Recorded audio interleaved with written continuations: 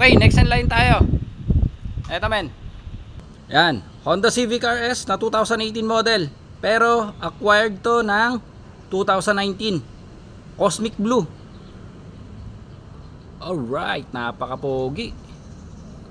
Siyempre, first thing first, body check muna tayo.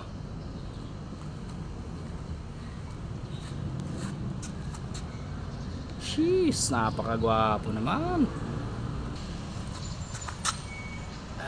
Ayan. So, ang kinis din ng body nito, men. So, yan, nakita nyo, mandi ang coding yan. Jeez, mukhang sweet na sweet din tong isa na to. So, check nga natin yung mga gulong. Okay pa, goods na goods pa ang gulong. Kapal pa ng gulong nito, men. Okay, cosmic blue yan ang kulay niyan. Para siyang dark blue. Pero pag tinignan mo sa malayo, akala mo kulay gray. Okay, next natin yung interiors na. So, open muna natin lahat para makita natin maigi. Okay, so ito na interiors na ito, men.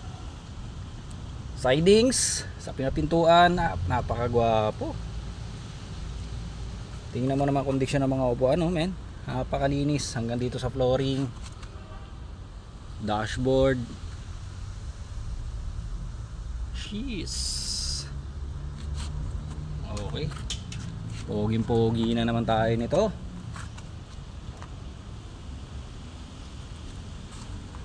Gusto yung sidings dito sa kabila.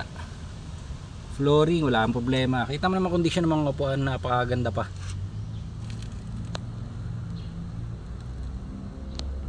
Oops, nag-blurred. Okay, sa kabila naman. Okay, sidings. Goods na goods. Okay, isang panalong unit na naman to, mamay. Napakaganda ng unit na naman na to. Alright. Ang linis pa ng mga sidings, oh. So kahit yung sa driver seat, ang ganda pa ng kondisyon ng upuan. So kasi madalas ito talaga yung pinakagamit sa lahat ng mga upuan, eh. Diba, sa driver. So kita mo naman, napakalinis. Napakaganda. So syempre, RS to. Power seat na yung driver seat nya. Power na.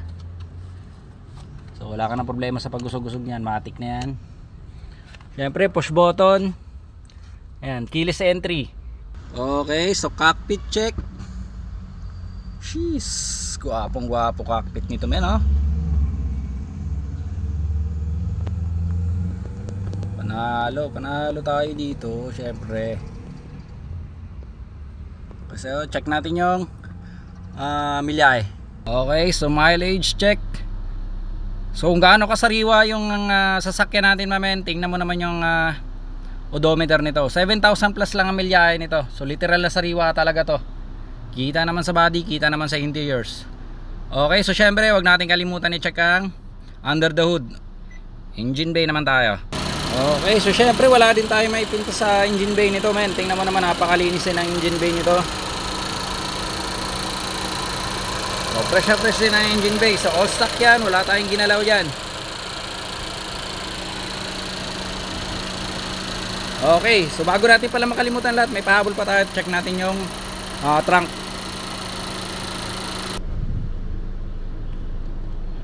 Okay, yan, kita mo naman yan, napakalinis din ito. Okay, so goods na goods. Tools, tsaka yung gulong, men, oh. Yung spare, hindi pa nagamit yata to. May buhok-buhok pa, may guwit pa. So may guwit pa yan, oh.